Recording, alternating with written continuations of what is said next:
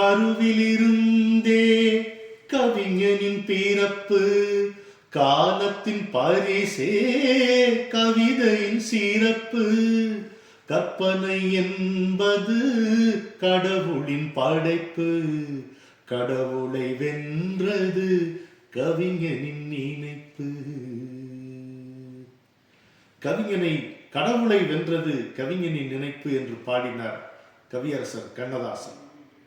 அவர் புகழை கொண்டாடும் விதமாக சென்னை ஸ்ரீ கிருஷ்ணா ஸ்வீட்ஸும் சென்னை பாரதிய வித்யா பவனும் இணைந்து காலங்களில் அவன் வசந்தம் என்கின்ற தலைப்பில் 100 மகத்தான நிகழ்ச்சிகளை நடத்தி முடித்தோம்.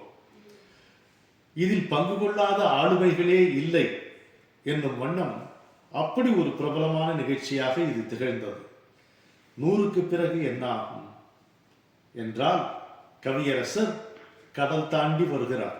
ஆம், அமெரிக்காவில் இனி காலங்களில் அவன் வசந்தம் நிகழ்ச்சி தொடர இருக்கிறது என்கின்ற இனிய செய்தியை உங்களுடன் பகிர்ந்து கொள்வதில் பெருமகிழ்ச்சி கொள்ளுகிறேன்.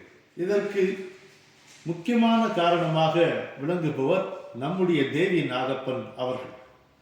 அவருடைய முன்னெடுப்பில் நியூஜெர்சி மாநகரத்தில் செப்டம்பர் மாதம் 15ஆம் தேதி சாமர்செட்டில் உள்ள பிராங்க்லின் மிடில் ஸ்கூலில் மதியம் 2:30 மணிக்கு வந்துவிடுங்கள், கண்ணதாசனை கொண்டாடும் விதமாக காலங்களில் அவன் வசந்தம் அமெரிக்கா நிகழ்ச்சி நடைபெற இருக்கிறது.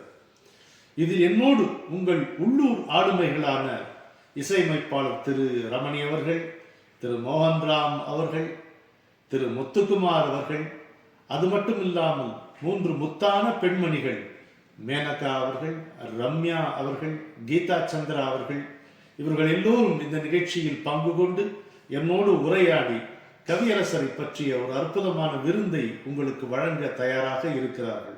வாருங்கள், கவியரசரை கொண்டாடுவோம், கவலைகளை மறப்போம், வாழ்வாங்கு வாழ்வோம். வணக்கம்.